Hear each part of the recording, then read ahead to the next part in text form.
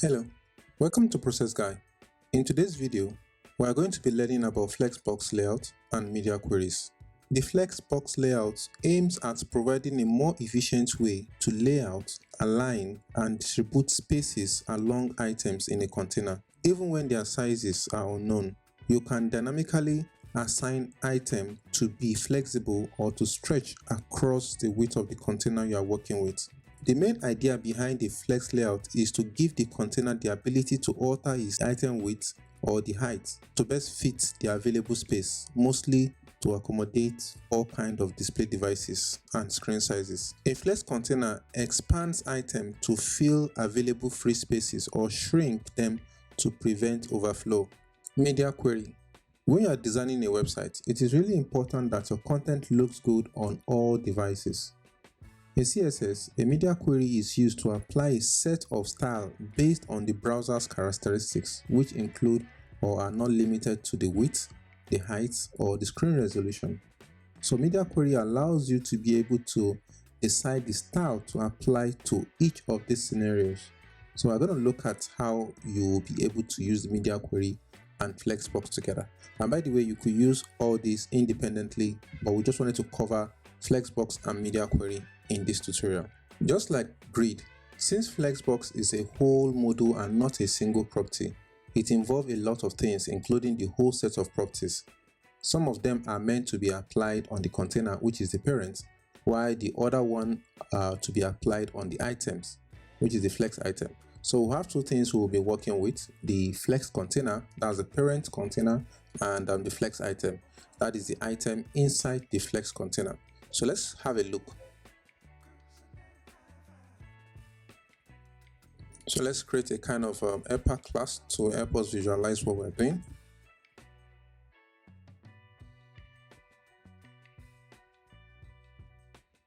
So what we've simply done here is just to add some bunch of style and nothing special. Flex container is just a name we've created, we've coined. It's not part of a standard library. We just have this to denote that this is the container, and this is the same way we use grid, but you get to realize that down the line the way flex works is a little bit different from grid. The parent container is supposed to house all the children, which is what we've done here, and we just style it to make it visually appealing. Let's start introducing the properties that makes flex unique, and there are a bunch of properties. So we're starting with the first one, which is one of the things you have to denote first before you do anything. We'll go to the container, that's the parent container, to style that, and that's to indicate the display type. Remember that we've done quite a lot of displays over the time. We've done inline, we've done block, we've done grid, and this time around we are doing flex. So you add here display equal to flex. So this single act turns the entire component into a flex based component that you can then act upon. There are going to be some properties that are going to be adding on the parent container, and some you'll be adding on the flex item container. So you have to pay close attention to this part. The first step we need to do is to denote that this is a flex container that we're working with, and by so doing, automatically you can see what happened. All the items in the container are put in a, well, I would say in a grid form, but this is more of like in a flex form. We're going to be seeing other properties that could be added to this to make it look like the kind of style that we want in terms of the kind of layout that we want to achieve. But this is just for us to get the idea through. We're going to be designing a full website layout with only flex, but that will be after I've shown you all the properties that are obtainable. So let's move on. So let's add more items so that we can further demonstrate what happens in what is going on. So I'm adding those items so that you can see the effects that we have.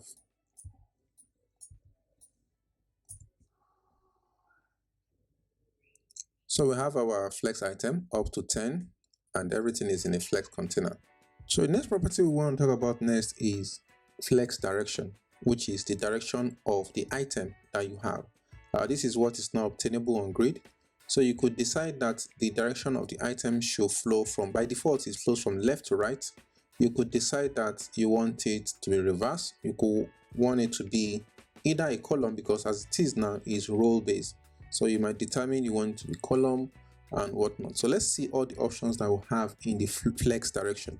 So if you do flex direction and you have column base, and you have like 4 kind of by default it is row, which is what you're saying. So if you want it row reverse, what that means is that the last thing is what's going to feature first. So if you do row reversed, your number 10 is starting first. If you say you want column, you want your flex to be column based, and then you have something like this where you're starting from 1, 2 like that till 10, and you could do your column reversed. You will see how we're going to bring all these together by the time we are done with this. So you have column reversed. So I can just maintain the row. This is what you want to see. We are okay with this row for the explanation. Then you move on to the next thing. Now look at how you have these items span to the entire end.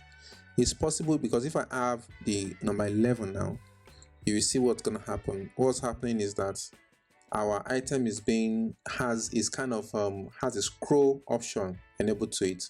Obviously, there might be a reason why you want this kind of effect, but in some cases you might not want this kind of effect to happen. You might not want it to scroll. You might not want your flex content or container to be scrollable. You want it to be able to break based on the screen you are working with. So flex have something like that to help you with that issues, and that is called flex wrap.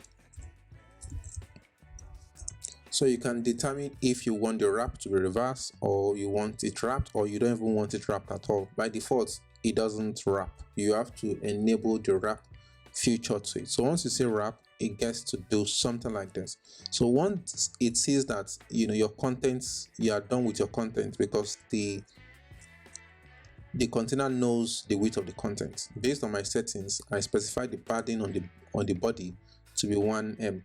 So that's why we have this distance from here to here is 1 m. So it knows what it's working with. Notice that 7 couldn't fit into where 6 after 6, then wrap to the bottom, and 11 couldn't fit in front of 10. It's not spacious enough for it to do that, and a wrap to the bottom. Then you could have the wrap reversed, which we did. The wrap is going to happen in a reverse order, just like so. So let's stay with wrap. So the next property that we have is justify content, and this property is very important because it allows you to play with the content, how they are aligned or how they are justified. Not really aligned, more of like how they are justified, because there's also another property for alignment. So this is more of like justification, and is better displayed or is better explained with fewer items on the same row. So let's reduce the item to, let's say, something manageable around 3 items. So let's have these 3 items, and let me stretch them a little bit by adding 1 or 2 content so we can see what is going on. So let's go ahead and see what justify does to it.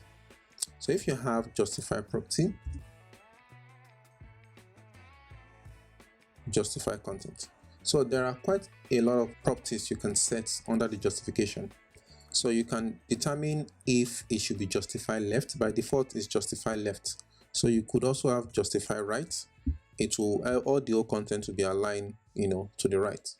You also have, instead of using left and right, you could use flex start or flex end. This, the value of the property gives you the same results. So you have the justify start as well, still where we're coming from. You have the ones that are looking interesting when you start doing center, for example. So this looks interesting when you want to put your content to stay in the middle. So you have that as center. You also have space in between. What that does is to stretch your content, and provide space in between your content to make it properly sizable. So this provides space in between each of the items, each of the flex item there. And the other options you have is space around. So this is also an interesting property. Instead of providing, the difference between space around and space between is that the around provides the space on the left and also at the end of the flex container. Then finally you have space evenly. So this makes sure that the space in between each of the items are evenly distributed. you pick all these options based on the scenario that you're actually working on.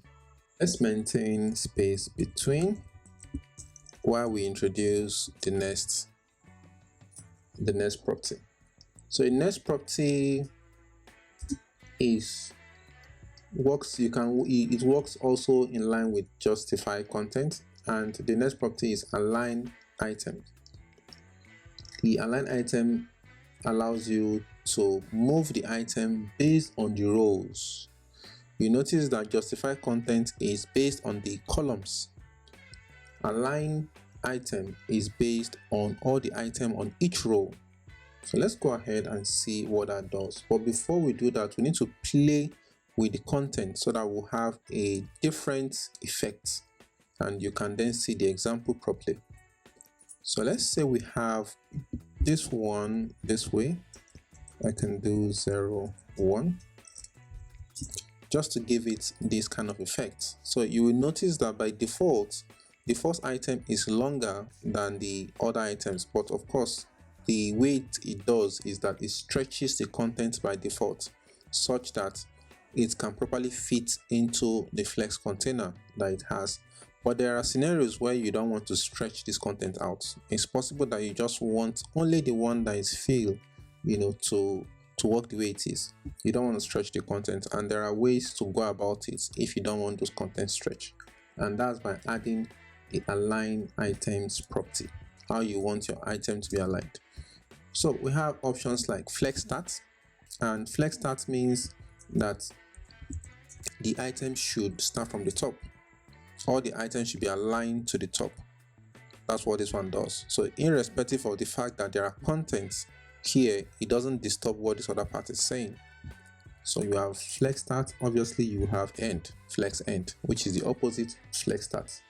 Then the default, which is stretch, which is what we are coming from by default. If you didn't do anything, by default your flex content is stretched. Then finally you have your center. So it will put all your item in center irrespective of the height of what you have there. So if I have another thing like this and I have another content, it will make sure that my alignment is at the center. And this is a very easy way to center an item. And finally we have gaps. So I'm going to remove this justify content in order for us to show you how the gaps work. I'm going to leave all this one like this so that we can even see the dynamism of what's going on there. So we have our 3 here, then we can have 4, 5, 6, 7, 8, 9. So let's see how our gap works. Obviously it's going to put gap in between the flex item, and all these things we've been doing now, we've been adding this only to our flex container. So that's the gap. Obviously the gap is too much, so let's use it in pixels. So that's how the gap work, and you can specify row gap or column gap based on the option. This one add it to the row and column. So if you want, let's see if it is consistent. If you have it with a consistent data, so this is the results that you have. So this gap also works for your grid system. So this works in a grid and also in flex. Finally, let's now go and see what options that we can work with on the flex item. The flex item comes with a couple of properties that you could add.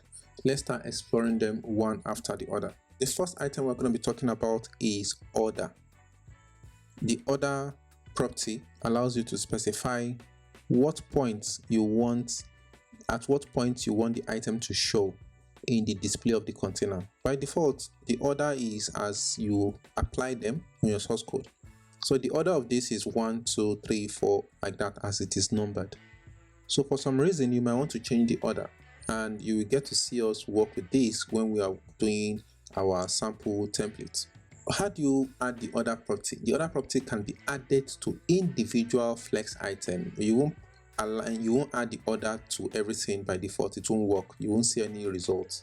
So let's decide that you want to add this F1. So I'm creating only 3 classes just to demonstrate how the order works. And this F3, you have 3 rows here, and you want to change the order in which this item is being rendered on the container. I will set my order property, and I can assign value to the order. By default, your order value is 0. By default, the value is 0. So if you denote anything greater than this, it's going to move the position. So if I say order is 1, imagine the other ones are 0. So 2, 3, 4, 5, 6, 7, 8, 9 are 0. And the next one after 0 is 1. That's why the 1 is coming after, we've captured all the numbers here. This order moves it to the order 1 after 0 is 1. The next thing you want to do is, just for the purpose of this example, we want to move number 2 to go behind 1 here at the bottom. Obviously, the next thing we're going to do here is to specify that F2 is what is also 2. You need to say that it's 2. Once you specify that it's 2, it starts moving behind this, because it's the order that you defined in the CSS property is going to follow. The rest are already having order of 0 by default without indicating they're having order of 0. So if you specify an order that is different from 0, it will work with what it has based on what it's been looking at before. Up next is flex grow. This defines the ability for flex item to grow if necessary. It accepts a unitless value that serves as a proportion. It indicates whether an amount is available or not based on the available space that is obtainable in the view. So once a value is available, it stretches to that part. So let's see how that works. We can cut this down a little bit, or let's even use what we have now, and let's make 3 grow to some certain size. And don't forget the definition, it uses a value without units. So let's say we have this, and the property we're working with is now flex grow. So if you put a value, I just put 1 here, and you can see what happened. It grows based on the fact that we have 1. I want just to demonstrate something, and as you see, as I expand the screen, it grows to fill in that position. So you can see the difference as we move the screen. Because we'll have a 1 there, it's displaying that growth based on the growth value we put there. Let's also add the grow on other elements, not just only 1, so you see the difference as it grows across board. So this is just denoting 1. If you put as many value, of course it won't grow more than the size that you have there. This is because there's no value that it's competing with. The 1 and 2 are not set to grow in any form, so they don't have any issue with the current width that they have. What we could do is, what if you want to also specify the growth for other things? Notice by the time I have 1 and 1, this is just like the FR, fractional units that we worked with when we were doing grid. So it works similarly like that. So you can see that now that we have 1 and 1, is taking a fraction of this and a fraction of this, and then whatever is left is giving it to this. And obviously, if you do 2, 1, it will do a ratio. So this 3 is 2 of the 2 here. So you have 2 of this makes this number 2 in this space. Again, you can specify what 1 should be. So you can say F1 can then be 1, 2, 1. So this is 1, 2, 1. This gives you this kind of view. This setup that you have here gives you this view. And you can have, let's do it in form of a proper alignment, F1, F2, and F3. And you could do 1, 2, 3, and you get to see the results. Obviously, when you're dealing with a very small content, you might not be able to see the difference until you have this kind of expansion view. Then you can get to see the difference across board. The flex basis CSS property set the initial main size of the flex item. It sets the size of the content box unless otherwise specified by width. So what that means is, if you didn't specify the width, you can use the flex basis to specify the width of what the size of the item should be. So let's set for, let's say, the third item, which is, we can then do flex basis, and there are various options you can set here. You could use percentage or any of the properties that you want to use. So let's go ahead and use rem, and that's the result that we have there based on the value that we just provide, and you can see that it's different from the rest. So let's do 15. So that creates a default width across board, so it's fixed on whatever you set there. So let's look at using width as well. Let's use width on something else. Let's use F2 for width.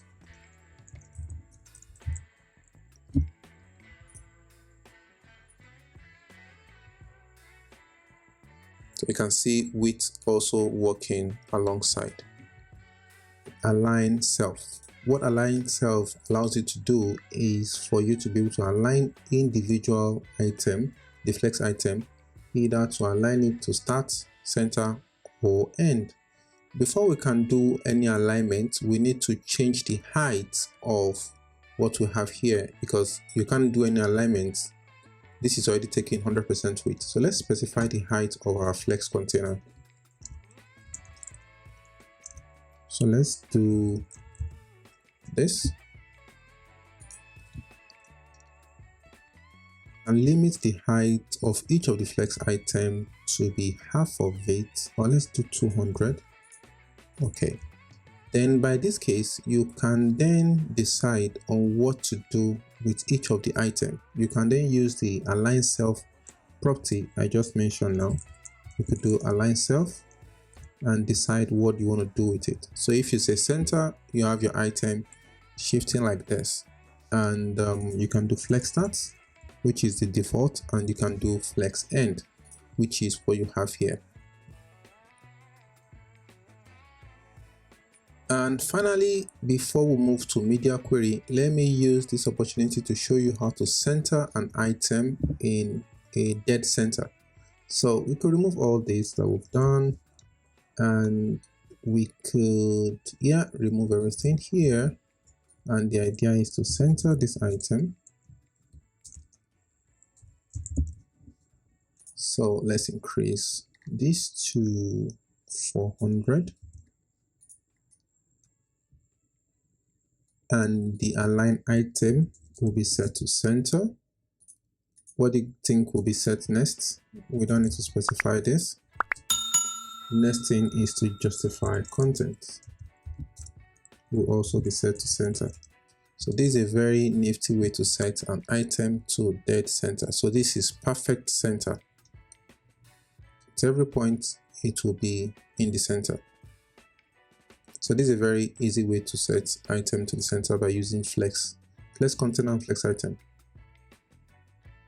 Okay, so let's quickly create a menu system with the example. I want us to do an example so that you see how the flex container can actually, the flex layout can actually work. But we're not going to be doing a layout yet. Let's just do a very quick, simple example, and that will be for navigation. So navigation example.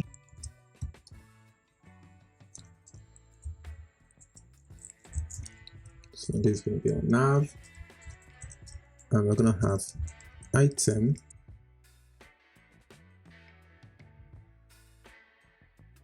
Okay, so this is a typical menu system. Let's reduce this to something that will make much sense. Let's do 5.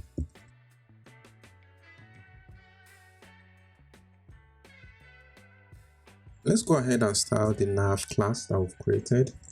First of all, you don't want the list style to show. The margin should be 0. Don't want any space there. Then I want to create a kind of background image, so I will just have this background. I want to create a background image. I like this linear stuff I've been using recently.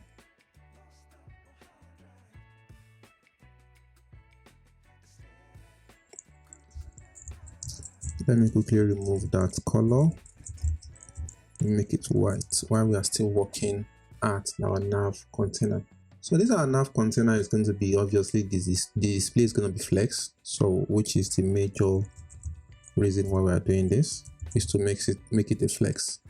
And before now, I've designed this separately. I've not used flex for menu before. So this is more like another option in which you can design menu system using flex, and it comes with a lot of advantages using flex. Other things I want to also put down there is text decoration. I want my menu to start from the right, to be moved to the right hand side, not this section. So what am I going to use? I'm going to use justify content, and I can either do right. Let me just do right, and that moves it, to that direction. Let me quickly do the over effects as well. I want to use background color. Let me do something that will be popping, then color can remain white. So let's see what happens. So this is what happens. Let's provide a space because this is packed together. Let's put space in between. And where do we do that? We can use the anchor link to specify the number of space you want to add there. And we are going to do padding. Let's do 1M. Let's do 0.5. Okay.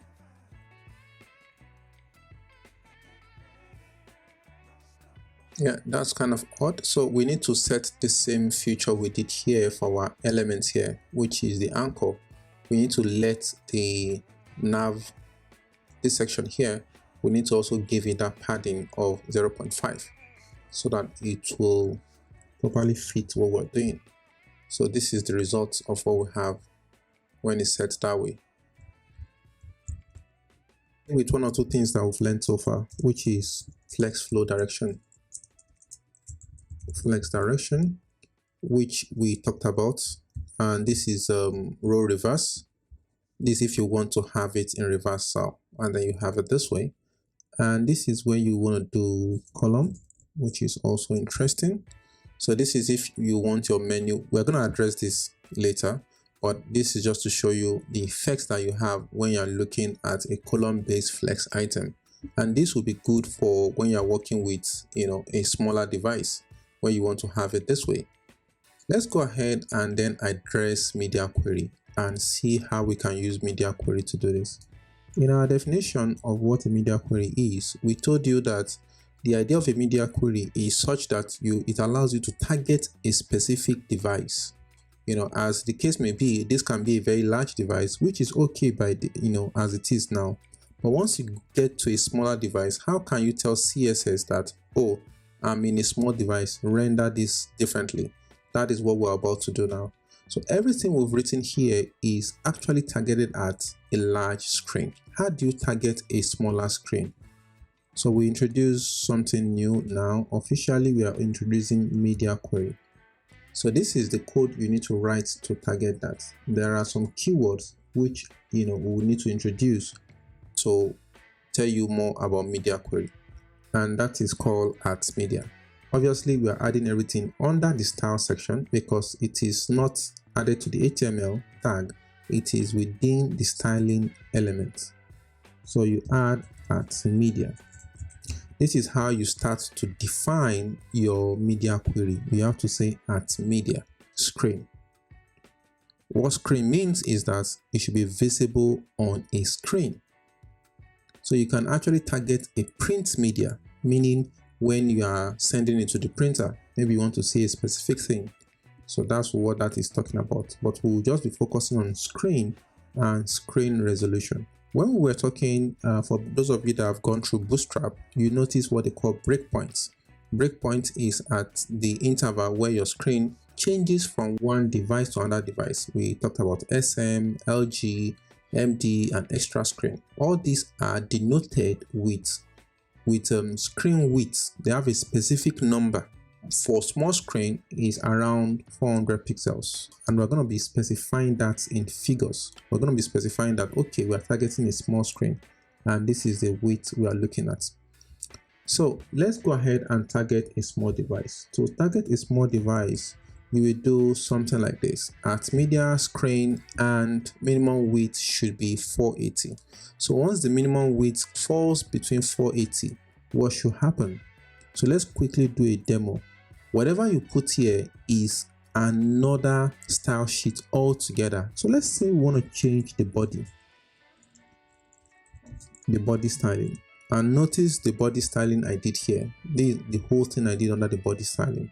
So what I want to do is, when is that screen as specified below, which is 480, if it's within 480 pixels, that's the minimum width is 480 pixels, I want to change the font size from it being 3M to, let's say, 1M. So do you guys see the change?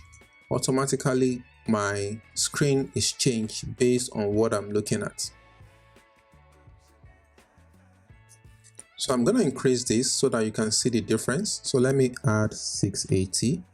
So let me reduce the screen, and this should be around, this screen size is 680, and that's why we have this result.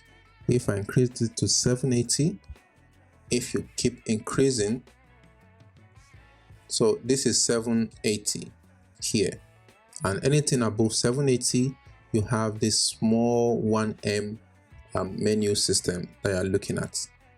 As I said, anything above that, anything above 680 will fall in here.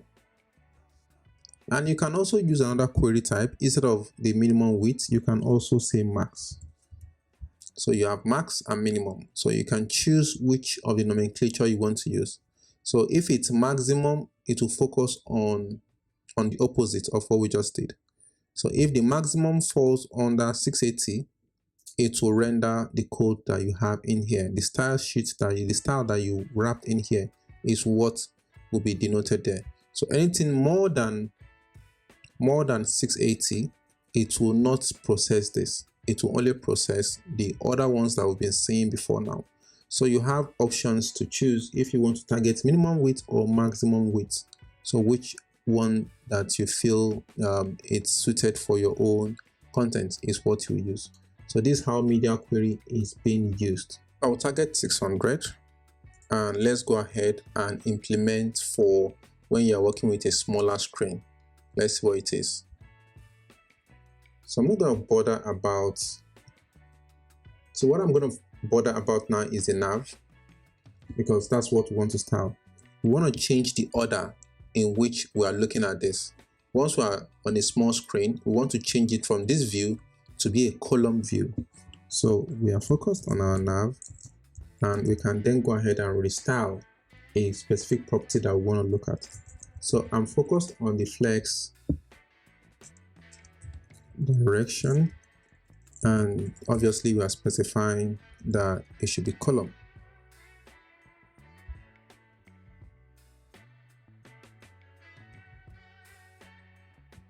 So let's say our 600 is somewhere here. Let's do 800 so that we can show you guys. Okay, let's stop here. So for 800, we have this way.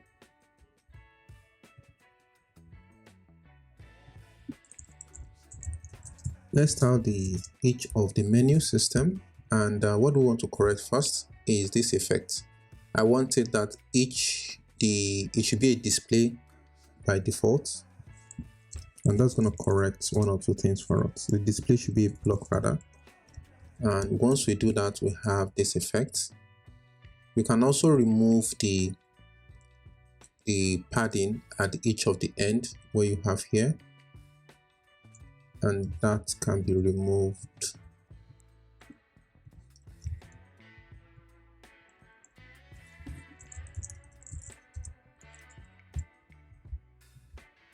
Okay, so you have that displayed. You might also want to put it in the middle, because menu in this form actually appears in the middle.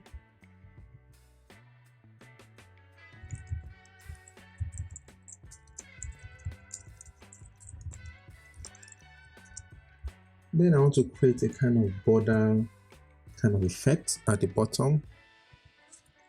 So we can do border 1 I'll focus on the bottom 1px. Let me do gray first. So that makes it look more like a button. So let's test out our media query. So we have our menu like this. At the point where you get to something small, which is 800, you have this view. So this is how you style for individual media query. You can style for something even way much smaller and you have different effects. Let's go to a more complex example where we can then do layout. We want to do layout with what we've learned on Flex so far. So let's clear the screen and start with layout system. So this can be our main wrapper of our website, like the content of the whole website. Let's call it Flex Content. Then we have header. So let's do as usual, header section. Then we can have our main content. We'll start this main. We then inside our main content, we can just have a dummy data. Then we have let's say menu section, just a menu. Then the second one can be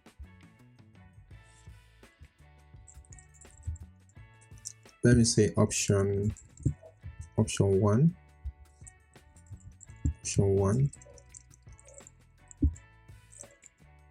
because your header can already contain your menu, and the idea of option 1 can just be if you want something to happen on the left hand side of the page and then you want something also on the right hand side of the page. This is just to show you this is the most complex layout you can ever imagine. So option 2, they call it a aside, aside section outside of the main content. So the last thing you will have is your footer section. So how then do you style all these, using Flex? We're going to use Flex to do everything we have here. First thing you need to first, is your Flex container, is to start the defining of your Flex container. And we'll start off here by doing that in this place. Your display is going to be Flex, obviously, followed by a lot of things we're going to start defining. I want all our items to just be, this doesn't really have any impact, but we just want to put everything in the center just to have a very good visual display of what we're doing. The other thing, I think, it's going to be row based and it's going to be wrap. That's flow direction, that's flex direction. We don't need to specify this, but let me go ahead and specify the other ones. The wrap, we want it to wrap. That's very important. We want it to wrap because we want it responsive. So let me go ahead and specify so that you can see what's going on when it's not wrapped. All this is not making sense yet, but it's good for us to see how these things can be built. What we've just defined here are the templates in which you want your item to be. Remember what Flex does, it allows you to put content where you want them. Those content will start coming alive very soon. So I want to create a kind of, more like an helper class, but I want to style each of these divs here. I want them to have a flex basis of 100% and also to have a padding of 10 so that I can see the difference, because you can see that these things is clashing together and I can't see which one is which. So I want each of them to have a flex base of 100%. So everything, this is CSS now, that has every element under flex content. That's what this is talking about. Every element that is under flex content, I want to style it specifically.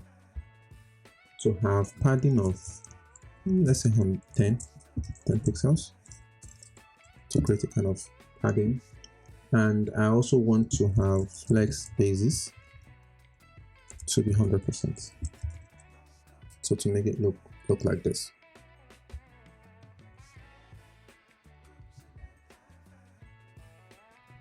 Okay, let's color code what we have here. Let's see, background color. I'm gonna give these guys some weird colors. Okay, that's the header. We have our footer as well. Fine, I think they're gonna have the same color. Then we have our main. Our main is gonna be white. And our aside, let me do 1 and 2.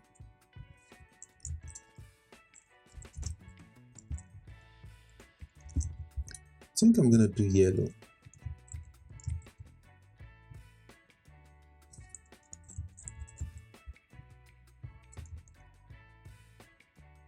So I think we've captured all the colors there. Let's do another color for this guy.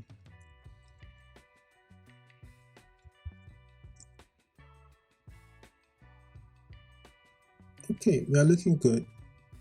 Not done anything special. What we just been doing so far is to tackle the container. So let's go ahead and do each of the items, because this is where the main thing starts. Let's go ahead and start styling each of the flex item. So these are all these items here are flex item, but we didn't just call them that. We could go ahead and label them flex item, but that's fine. So let's go ahead and do each of the item. We are cool with the header. The header is supposed to take that much space. We are not having issue with the header. The header is fine. So we are concerned about the main and also option 1 and option 2. We want option 1 to be here and option 2 to be in this right hand side, so that the main content can be in the middle. That's the idea of the main content. And we're going to be using quite a lot of things we've learned in terms of the ordering of the item to move item about where we want them. So irrespective of the fact that we have this item here in this order, we can change the order in which we want them to appear. So let's go ahead and start with main, or let's start with the order in which we want the item to show. So let me do option 1, and I'm going to do option 2. Option 1 is going to be on the left hand side, followed by our order, or our main. So these are classes. Then followed by our footer. We are not styling the header. We're styling the footer. I don't even need to start. Yeah, let's just style the footer as well.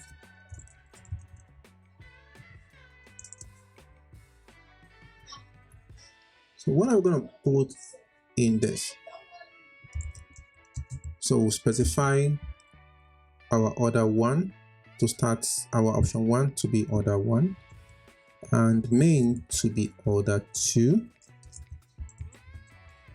our option 2 to be order 3, and finally our footer to be order 4.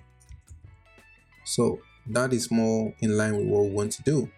Remember, our option 1 will be at the left, our main content here will be in the middle, and our option 2 will be at the right. And this is just to tell you that irrespective of how your template is, you could define the order in any which way you want. The next magic comes in how we're going to put these 3 items in one row. We want to put these 3 items in one row. Okay, so let's clean up our CSS a little bit. So because we have repetition here, so our option 1 is starting with order 1. So it's supposed to be 2.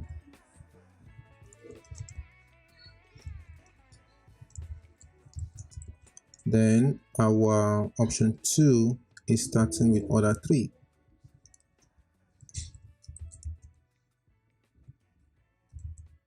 Just to have a clean up CSS so that I won't have multiple styles, all the same thing, reading the same thing. Okay, so how do we make these 3 items stay on the same row? How do we make them? Because right now you will notice that they are actually maintaining, the same column. How do we put them on the same row? You can put them on the same row by specifying their width such that they can, if this one, imagine if it is 10% now, the remaining one we know that it has to come here and continue what it is. But we can use the flex basis to determine the width of it. By setting it to auto, it will just automatically fit into the space that it has based on the text that we specified there. So let's go ahead. We're going to specify this on option 1 and option 2. Yeah, I'm going to flex basis. I'm going to say auto. So immediately I do that, you have this effect. And if you do 0, you're going to have almost similar effects. So I can just do auto. I'll repeat the same thing for the main. And then you see the results. You also have that. You can see that automatically it joins with this one. Then you repeat that for the second option. And you have this. So you have this effect here. The next thing we want to do is we want to determine how it should grow. How it should take the sizes. How will it take the size of what is happening? That's what is going to correct the remaining space that you have on the extreme end. So how should it grow? We talked about flex growth. We can do 1, 1, 3 or 1, 1. Yeah, 1, 1, 3. Option 1 will be 1, option 2 will be 1, and the main content will be 3, just to give you that heads up. So we do flex grow to 3, and you can see ordinarily it has adjusted this content here for option 1 and option 2. So you can either leave the option 1 and option 2 not defined, or you can define it any which way based on what you want. So I'm going to leave this one, option 2 to be 1, and option 1 as well to be 1. So again, you can decide on how much growth that you want each of the contents to have based on what you are working with. So I'm going to use 1, 1 like that. Since we have kind of similarity in the styling, you will see that there is flex basis and grow here, and flex basis and grow here. That means option 1 and option 2 have similarities, obviously, from our template. I can create like an option here, an option here, so I can style option and use one property to define this instead of me repeating myself, over and over again. Then I can put my option here. And what am I going to style inside here? I'm going to style my flex basis and this inside here. Then I don't need to repeat. I don't need to repeat it in option 2 again. So this is better. So here we are. We have our template designed. This is a layout using flex. The interesting part is how then do you make it responsive? So you can see that as you move, it breaks by itself. Even though we didn't even define what we need to see, based on the content is actually changing based on the contents that we have. That's how it's changing. But you can override this effect by using your media query that you just learned. So you can specify what you want to see based on the media query that you've selected. So let's quickly do just one more example for a specific media query, and that will be for a very small screen, and see what we want.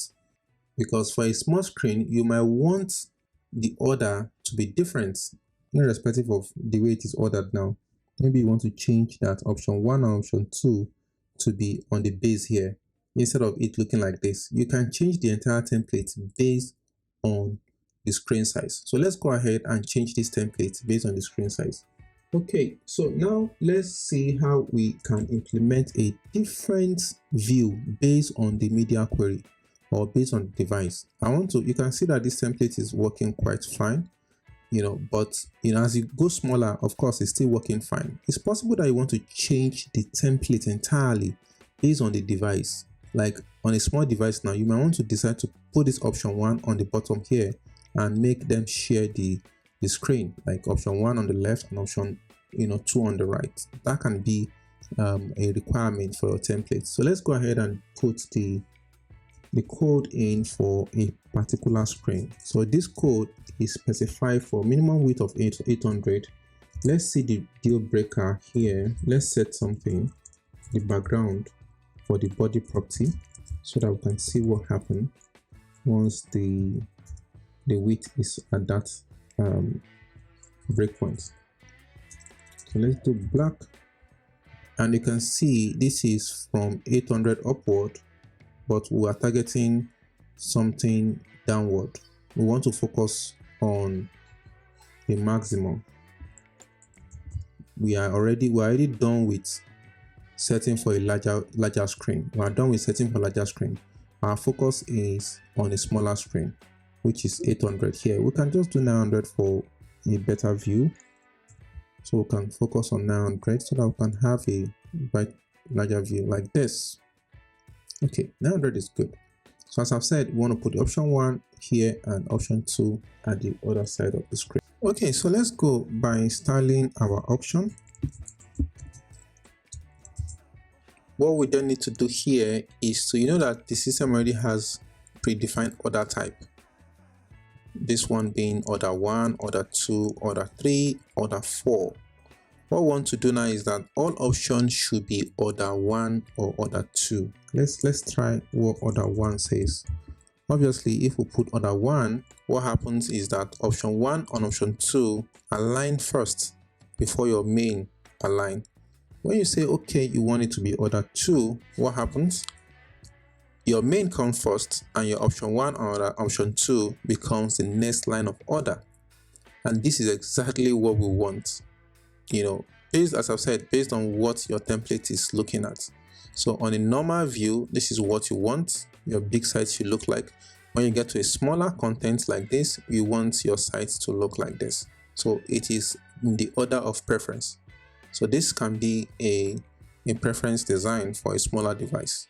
And if you want it not to be in this form, you can always specify, if you want this to be a full thing, you can always specify that for this to grow and fit into the next screen so that this one will come on the bottom. You can always have those options specified. So let's see what you guys can do. You guys should try and do this by yourself and see. Go and play with Flex and see what you can come up with. Thank you for staying to the end. I hope you enjoyed this video. Don't forget to like, share, subscribe, and turn on bell notification in order to be notified when we release new videos. See you in the next one.